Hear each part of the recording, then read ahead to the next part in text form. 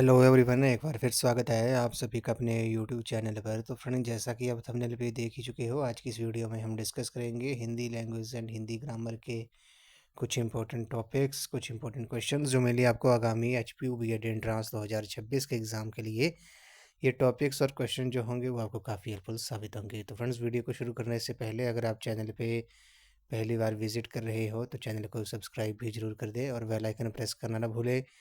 All notification on कर दे ताकि मेरे आने वाली हर वीडियो की नोटिफिकेशन आपको मिलती रहे। तो फ्रेंड्स, अगर आप HPU बीएड एंट्रांस 2026 की तैयारी कर रहे हो और कंप्लीट स्टडी मटेरियल अगर आप परचेज़ करना चाहते हो PDF फॉर्म में, मात्र आपने ₹99 जो है वो पेड करने हैं। पेमेंट जो है वो आपने दिए हुए नंबर 9816270168 नंबर पर आपने पेमेंट कर देनी है। उसके बाद आपको प्रोटेक्टेड PDF जो है वो सभी सेक्शंस की प्रोवाइड कर दी जाएंगी अकॉर्डिंग टू सिलेबस। उसके बाद पेमेंट करने के बाद आपने जो पेमेंट का जो स्क्रीनशॉट है वो आपने दी इसी नंबर पर व्हाट्सएप कर देना है। उसके बाद आपको प्रोटेक्टेड PDF जो है वो प्रोवाइड कर दी जाएंगी। PDF प्रोवाइड करने के बाद बॉयज़ और गर्ल्स को अलग अलग व्हाट्सएप ग्रुप में जो है वो ऐड कर दिया जाएगा और उन व्हाट्सएप ग्रुप में free of cost up to date time to time important content और मटेरियल HPU बीएड एंट्रांस के रिलेटेड आपको वहाँ पर प्रोवाइड कर दिया जाएगा। तो बस मात्र आपने ₹99 जो है पेड करने हैं, पेमेंट का स्क्रीनशॉट और पेमेंट आपने दिए हुए व्हाट्सएप नंबर पर करनी है। तो फ्रेंड्स, अगर आप HPU बीएड एंट्रांस 2026 की तैयारी कर रहे हो तो इसके लिए मैंने एक अलग से प्लेलिस्ट बनाई है जिसका जो लिंक है वो मैंने डिस्क्रिप्शन बॉक्स में दे दिया है। आप वहां पर जाकर वीडियोस देख सकते हो, वहां पर आपको सभी सेक्शंस की वीडियोस आपको देखने को मिलेंगी। तो फ्रेंड्स, वीडियो को शुरू करने से पहले बात करते हैं हिंदी सेक्शन की। तो हिंदी सेक्शन के जो है वो आपसे 20 क्वेश्चन जो है वो एग्ज़ाम में पूछे जाते हैं। HPU बीएड एंट्रांस में 20 क्वेश्चन पूछे जाएंगे, 20 मार्क्स के ही क्वेश्चन होंगे। ठीक है, हर एक क्वेश्चन 1 मार्क्स का होगा। अब उन 20 क्वेश्चंस में क्या होगा, जो 15 क्वेश्चन होंगे, 15 क्वेश्चन जो होंगे वे आपके हिंदी ग्रामर से रिलेटेड होंगे, हिंदी व्याकरण से संबंधित होंगे। ठीक है, हिंदी ग्रामर से रिलेटेड आपसे क्वेश्चन पूछे जाएंगे, जैसे संज्ञा, सर्वनाम, ठीक है, विशेषण, क्रिया, एटसेट्रा। ये सभी जो है वो 15 मार्क्स के आपसे पूछे जाएंगे। बचे आपके 5 क्वेश्चन, यानी कि 5 मार्क्स बचे। तो 5 मार्क्स यानी कि 5 नंबर जो होंगे, वे 5 क्वेश्चन जो होंगे वे होंगे, आपको एक पैराग्राफ दे दिया जाएगा एग्ज़ाम में और उस पैराग्राफ को पढ़कर आपने 5 क्वेश्चंस के जो आंसर हैं वे आपने देने हैं। यानी कि ये जो 5 मार्क्स है वे आपकी बिल्कुल फ्री के मार्क्स हैं। ठीक है, इसकी आप जितनी प्रैक्टिस करोगे उतना ही बेनिफिट जो है वो आपको एग्ज़ाम में मिलेगा। तो मैं पहले भी कहता हूँ, पहले भी मैंने कहा था कि हिंदी में आपने ये जो सेक्शन है, स्कोरिंग सेक्शन है, अपने 5 जो पैराग्राफ वाला होगा, ये तो इसमें तो आपने एक भी गलत नहीं करना है। 5 के 5 आपके ठीक होने चाहिए।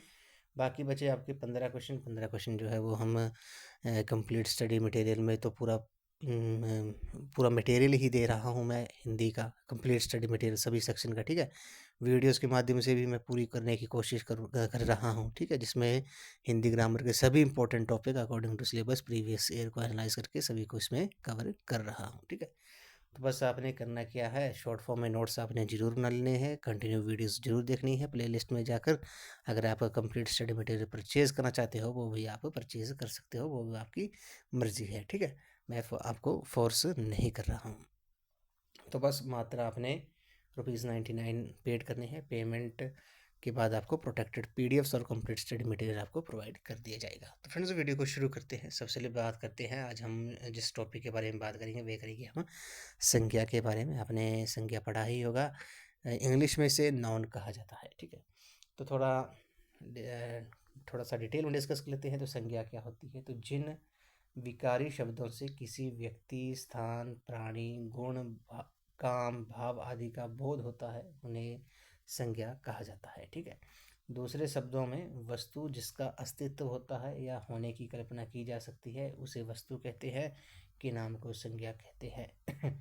इस प्रकार नाम और संज्ञा समानार्थक शब्द है। व्याकरण में संज्ञा ही प्रचलित है। संज्ञा के 5 भेद माने जाते हैं, यानी कि जिन शब्दों से किसी व्यक्ति, स्थान, प्राणी, गुण, काम, भाव आदि का बोध होता है उसे संज्ञा जो है वो कहा जाता है। अब संज्ञा के जो 5 भेद है उनके बारे में थोड़ा सा डिस्कस कर लेते हैं। तो संज्ञा, सबसे पहले बात करते हैं जातिवाचक संज्ञा के बारे में। ठीक है, तो जातिवाचक संज्ञा के बारे में बात कर लेते हैं। तो जिन संज्ञा शब्दों से एक ही प्रकार की अनेक वस्तुओं का बोध होता है उन्हें जातिवाचक संज्ञा कहा जाता है। जैसे घर कहने से सभी तरह के घरों का, पहाड़ कहने से संसार के सभी पहाड़ों का, और नदी कहने से सभी नदियों का जातिगत बोध होता है। ठीक है, उसे जो है वो जातिवाचक संज्ञा कहा जाता है। जिन संज्ञा शब्दों से किसी एक ही प्रकार की अनेक वस्तुओं का बोध होता है उसे जातिवाचक संज्ञा कहते हैं। जैसे जातिवाचक संज्ञाओं की स्थिति जो है इस प्रकार है, जैसे संबंधियों, व्यवसाय, पदों और कार्यक्रम, जैसे भाई, माँ, डॉक्टर। ठीक है, पशु पक्षियों के नाम आ जाएगा बैल, तो सारे संसार के बैल आ जाएंगे उसमें। ठीक है, घोड़ा, हिरण, तोता, मैना, मोर इत्यादि। वस्तुओं के नाम में मकान आ गया। ठीक है, मकान, कुर्सी, मेज, पुस्तक, कलम इत्यादि। प्राकृतिक तत्वों के नाम आ गए, जैसे बिजली, वर्षा, आंधी, तूफान, भूकंप, ज्वालामुखी। ये सभी जो है वो आपकी जातिवाचक संज्ञा के एग्जाम्पल हैं। ठीक है, तो जातिवाचक संज्ञा क्या होती है? जिन संज्ञा शब्दों से किसी एक ही प्रकार की अनेक वस्तुओं का जो है वो बोध होता है उसे जातिवाचक संज्ञा जो है वो कहा जाता है। उसके बाद बात करते हैं व्यक्तिवाचक संज्ञा। तो व्यक्ति नाम से ही साफ है, जिन संज्ञा शब्दों से किसी एक ही वस्तु, व्यक्ति या स्थान का बोध होता है। अब एक ही, ठीक है, इसमें एक ही है, तो एक ही वस्तु, व्यक्ति या स्थान आदि का बोध होता है उसे व्यक्तिवाचक संज्ञा कहा जाता है। जैसे व्यक्तियों के नाम में आ गया राम, कृष्ण, महात्मा, बुद्ध, ठीक है, हजरत मोहम्मद, ईसा मसीह इत्यादि। इससे क्या हो रहा है? एक ही व्यक्ति का जो है वो बोध हो रहा है। फलों के नाम, फलों में आ गया आम, अमरूद, सेब, संतरा, केला। ठीक है, ये व्यक्तिवाचक संज्ञा है। ग्रंथों के नाम रामचरितमानस, पद्मावत, कामयानी, रामायण, कुरान, साकेत इत्यादि। ये जो है वो आपके व्यक्तिवाचक संज्ञा के एग्जाम्पल है। व्यक्तिवाचक में आपने क्या याद रखना है? जिन संज्ञा शब्दों से किसी एक ही वस्तु, ठीक है, एक ही वस्तु का, वस्तु या स्थान का बोध होता है उसे व्यक्तिवाचक संज्ञा जो है वो कहा जाता है। जैसे समाचार पत्रों के नाम आ गया। ठीक है, हिंदुस्तान, दैनिक जागरण, नवभारत टाइम्स, अमर उजाला इत्यादि। ठीक है, नदियों के नाम गंगा, ब्रह्मपुर। नगरों के नाम लखनऊ, वाराणसी, आगरा, जयपुर, पटना। ठीक है, ये आपकी व्यक्तिवाचक संज्ञा आ गई। ठीक है, इन शब्दों से एक ही वस्तु का बोध होता है, अतः ये सभी व्यक्तिवाचक संज्ञा शब्द हैं। जब व्यक्तिवाचक संज्ञा एक से अधिक लोगों का बोध कराने लगती है तो वे जातिवाचक संज्ञा हो जाती है। ये बात आपने नोट कर लेनी है। ठीक है, व्यक्तिवाचक में क्या होता है? एक ही व्यक्ति या एक ही स्थान का बोध होता है। जब व्यक्तिवाचक संज्ञा एक से अधिक का बोध कराने लगती है तो वे क्या हो जाती है? जातिवाचक संज्ञा हो जाती है। ये आपने नोट कर लेना है। ठीक है, जैसे जातिवाचक और व्यक्तिवाचक संज्ञा में अंतर की बात करते हैं। जैसे जातिवाचक संज्ञा है कवि। ठीक है, तो व्यक्तिवाचक क्या हो गया? सूरदास हो गया। जातिवाचक में सभी कवि आ रहे हैं। ठीक है, जातिवाचक में सभी संसार के सभी कवि जो है आ रहे हैं। व्यक्तिवाचक में केवल एक ही आएगा, सूरदास आ गया। उसी तरह जातिवाचक में आ गया स्त्री, तो व्यक्तिवाचक में आ गया राधा। जातिवाचक में नदी आ गई, व्यक्तिवाचक में यमुना आ गई। ठीक है, नदी। जातिवाचक में नगर आ गए, भारत के नगर। व्यक्तिवाचक में आ जाएगा मुंबई आ जाएगा। जातिवाचक में पर्वत आ गए, संसार के सभी पर्वत में। व्यक्तिवाचक में आ जाएगा हिमालय पर्वत। ठीक है, ये आपने याद रखना है। अगला जो है इम्पोर्टेंट है, यहाँ से जो क्वेश्चन है कई बार एचपीयू द्वारा जो है वो बीएड एंट्रांस में पूछा ही जाता है। ठीक है, स्टार लगा के आपने ये नोट कर लेना है। भाववाचक संज्ञा। ठीक है, तो जिन संज्ञा शब्दों से किसी व्यक्ति के गुण, दशा या व्यापार का बोध होता है। तो जिन संज्ञा शब्दों से किसी वस्तु के गुण, दशा या व्यापार का बोध होता है उन्हें भाववाचक संज्ञा कहा जाता है। गुण के अर्थ में जैसे सुंदरता, कुशाग्रता, बुद्धिमता। ठीक है, अवस्था के अर्थ में आ गया आपका जवानी, बचपन, बुढ़ापा। दशा के अर्थ में आ गया उन्नति, अवनति, चढ़ाई, ढलान। भाव के अर्थ में आ गया मित्रता, शत्रुता, कृपणता इत्यादि। ठीक है, तो ये जो है वो आपकी भाववाचक संज्ञा है। भाववाचक संज्ञा में क्या होता है? जिन संज्ञा शब्दों से किसी वस्तु के गुण, दशा या व्यापार का बोध होता है उन्हें भाववाचक संज्ञा जो है वो कहा जाता है। इन शब्दों से भाव विशेष का बोध होता है, अतः ये सभी भाववाचक संज्ञा शब्द है। भाववाचक संज्ञा का जो निर्माण होता है वे जातिवाचक संज्ञा, व्यक्तिवाचक संज्ञा, सर्वनाम, विशेषण, क्रिया तथा अव्यय में आव, अन, ई, ता, त्व, पन, पाई आदि प्रत्यय जोड़कर किया जाता है। जैसे जातिवाचक संज्ञा से भाववाचक संज्ञा कैसे होगा? जातिवाचक संज्ञा है मनुष्य, तो भाववाचक हो जाएगी मनुष्यता। जातिवाचक हो गया लड़का, भाववाचक हो गया लड़कपन। जातिवाचक पुरुष, भाववाचक पुरुषत्व आ गया, नारी आ गया, नारीत्व आ गया, बूढ़ा जातिवाचक है, बुढ़ापा जो है वो भाववाचक है। ठीक है, ये भी आपने याद रखना है। उसी तरह व्यक्तिवाचक से भाववाचक क्या होगा, राम रामत्व आ गया, रावण रावणत्व आ गया, शिव शिवत्व आ गया। ये व्यक्तिवाचक संज्ञा से भाववाचक संज्ञा के बारे में है। ठीक है, उसी तरह संज्ञा से भाववाचक संज्ञा अपना आ गया, अपनापन, अहंकार, ममता, निज निजत्व।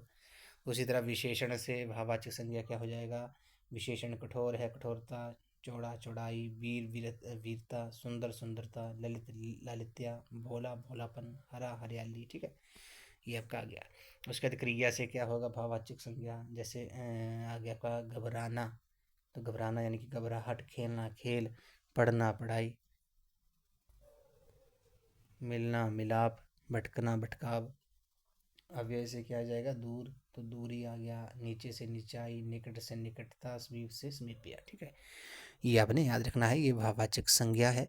भाववाचक संज्ञा से जो है वो क्वेश्चन एचपीयू जो है वो हर बार पूछता है, प्रीवियस ईयर में भी आप देख सकते हो। ठीक है, वहाँ पर भी भाववाचक से क्वेश्चन जो है वो एग्जाम में पूछा ही गया है। ठीक है, उसके बाद बात करते हैं समूहवाचक संज्ञा के बारे में। तो जिन संज्ञा शब्दों से एक ही जाति के वस्तुओं के समूह का बोध होता है उन्हें समूहवाचक संज्ञा जो है वो कहा जाता है। ठीक है, तो समूहवाचक संज्ञा क्या होती है, जिन संज्ञा शब्दों से एक ही जाति की वस्तुओं के समूह का बोध होता है उन्हें समूहवाचक संज्ञा जो है वो कहा जाता है। जैसे व्यक्तियों के समूह, कक्षा, सेना, समूह, संघ, टुकड़ी, गिरोह और दल इत्यादि, ये आपका समूहवाचक संज्ञा है। वस्तुओं के समूह में क्या गया, कुंज, ढेर, गट्ठर, गुच्छा इत्यादि। ठीक है, ये भी आपका समूहवाचक संज्ञा आ गया।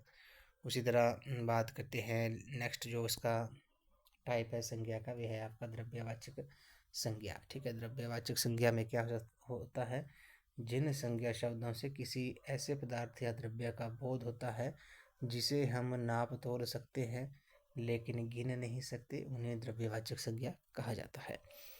तो जिन संज्ञा शब्दों से किसी ऐसे पदार्थ या द्रव्य का बोध होता है जिसे हम नाप तोल सकते हैं लेकिन गिन नहीं सकते हैं, उन्हें द्रव्यवाचक संज्ञा जो है वह कहा जाता है। जैसे धातुओं के नाम आ गया आपका सोना, चांदी, लोहा, तांबा, पित्तल, ये जो है वो आपकी द्रव्यवाचक संज्ञा है। पदार्थों के नाम आ गए आपके दूध, दही, घी, तेल, पानी आदि, ये जो है वो आपका द्रव्यवाचक संज्ञा है। ठीक है, तो संज्ञा शब्दों से किसी ऐसे पदार्थ या द्रव्य का बोध होता है जिसे हम नाप तोल सकते हैं लेकिन गिन नहीं सकते हैं, उसे द्रव्यवाचक संज्ञा जो है वो कहा जाता है। अतः ये सभी द्रव्यवाचक संज्ञा है। संज्ञा के तीन आधार हैं, इन्हें संज्ञा की कोटियां भी कहा जाता है। ठीक है, संज्ञा के जो है वो तीन आधार हैं, इन्हें संज्ञा की कोटियां भी कहा जाता है। जैसे, और ये तीन आधार जो है वे क्या है, वे आपके लिंग, वचन और कारक है। ठीक है, ये आपने याद रखना है। तो ये हो गया संज्ञा के बारे में। अब कुछ क्वेश्चंस हैं, वे आपने इनके आंसर देने हैं। संज्ञा किसे कहते हैं, तो संज्ञा आपको पता है, स्थान के नाम को, वस्तु के नाम को, प्राणी के नाम को क्या है, संज्ञा कहते हैं। ऑप्शन डी इस क्वेश्चन का राइट आंसर हो जाएगा। अगला है संज्ञा का भेद नहीं है, तो संज्ञा का भेद क्या नहीं है, तो गुणवाचक जो है वो संज्ञा का भेद नहीं है।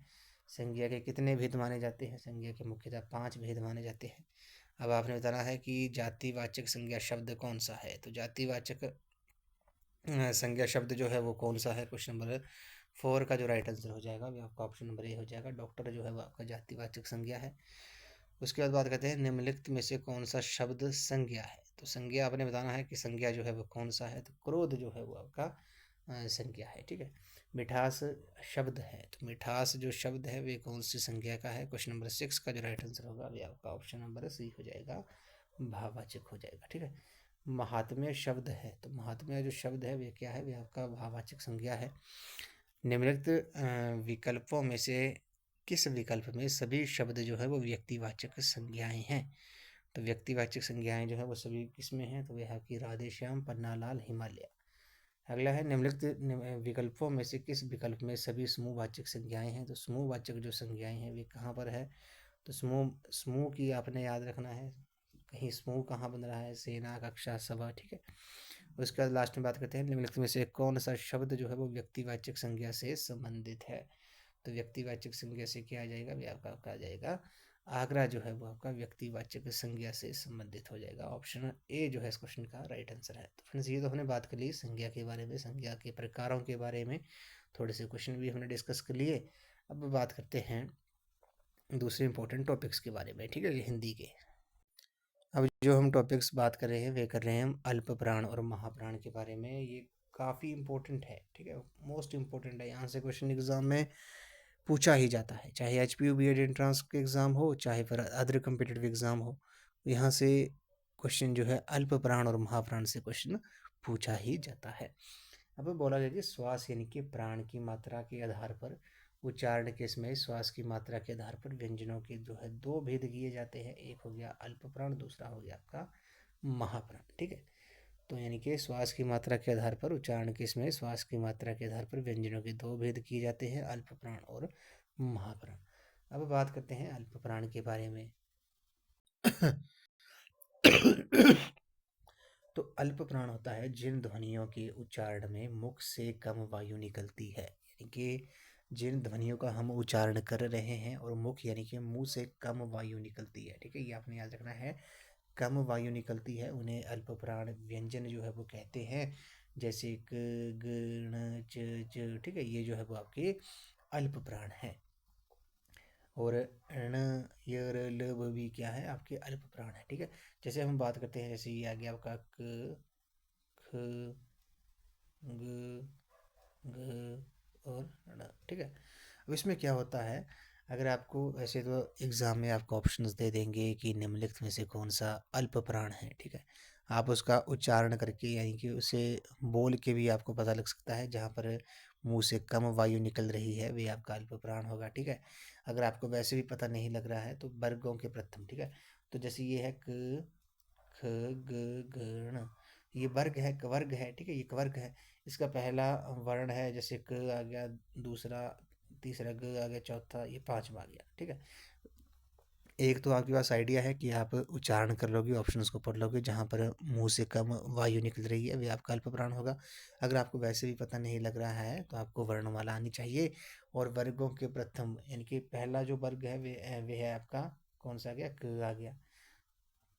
उसके बाद आपका तीसरा व्यंजन आ गया, ग आ गया, ठीक है। पांचवा आ गया, ण आ गया। तो पहला, तीसरा और पांचवा जो व्यंजन होगा आपका वे आपका अल्प प्राण ही होगा, ठीक है। ये आपने याद रखना है वर्गों में। जैसे कवर्ग हो गया, चवर्ग हो गया, च छ ज टवर्ग हो गया, त्वर्ग हो गया, ठीक है। ये आपने याद रखना है। वैसे आपको बिल्कुल सिंपल वे है, आपने उच्चारण कर लेने हैं ऑप्शंस के।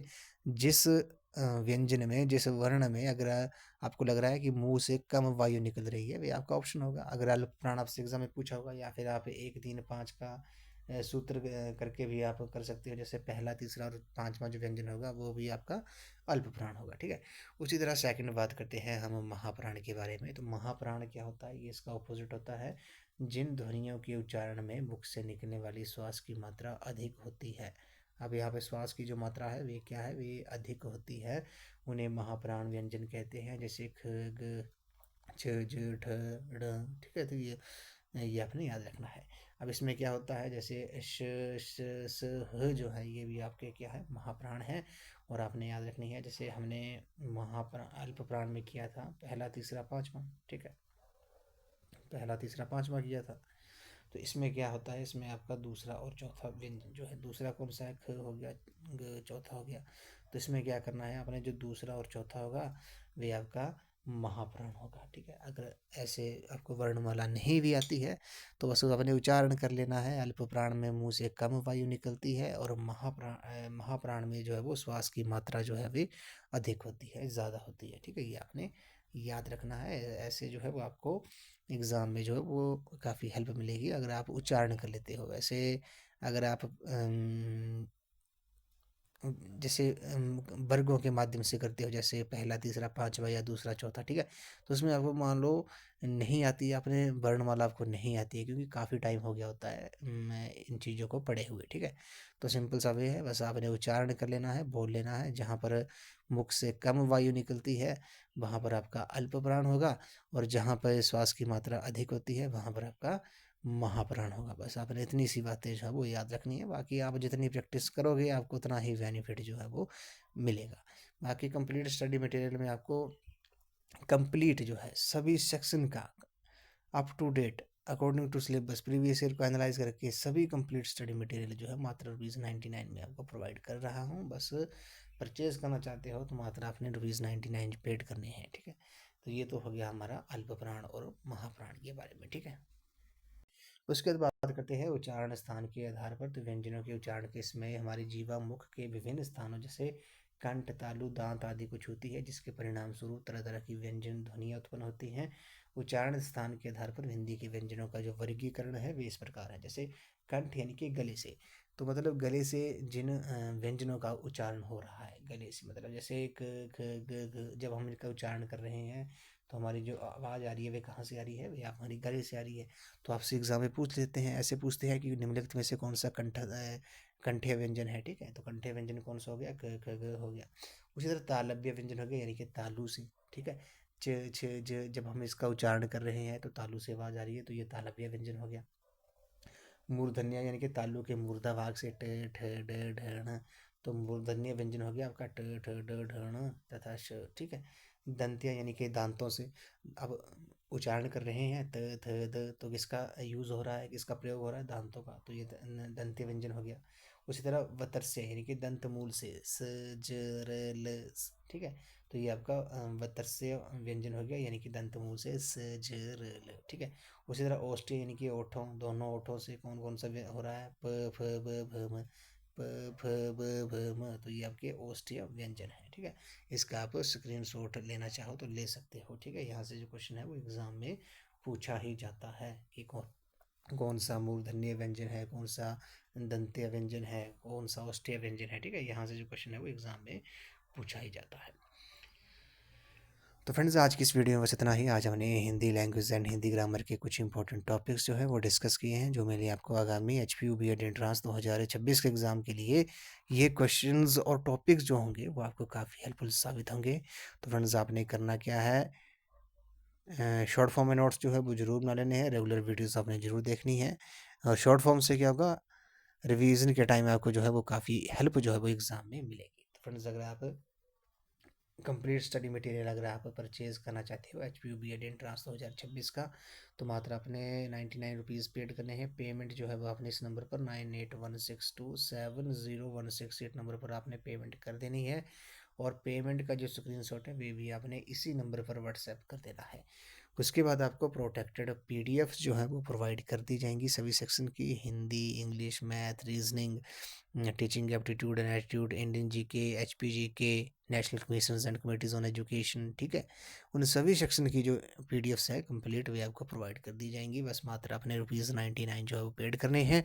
पेमेंट का स्क्रीनशॉट भी आपने इसी नंबर पर करना है और पेमेंट भी इसी नंबर पर करनी है। उसके बाद आपको प्रोटेक्टेड PDFs प्रोवाइड कर दी जाएंगी, और PDF प्रोवाइड करने के बाद बॉयज़ और गर्ल्स को अलग अलग व्हाट्सएप ग्रुप में ऐड कर दिया जाएगा।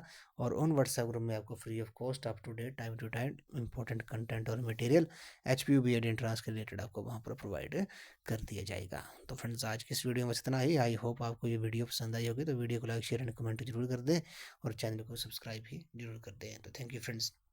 तो फ्रेंड्स अगर आप HPU BEd एंट्रांस 2026 की तैयारी कर रहे हो तो इसके लिए मैंने एक अलग से प्लेलिस्ट बनाई है, जिसका जो लिंक है वो मैंने डिस्क्रिप्शन बॉक्स में दे दिया है। आप वहाँ पर जाकर वीडियोस देख सकते हो, वहाँ पर आपको सभी सेक्शंस की वीडियोस आपको देखने को मिलेंगी। तो आज की इस वीडियो में बस इतना ही। तो थैंक यू फ्रेंड्स।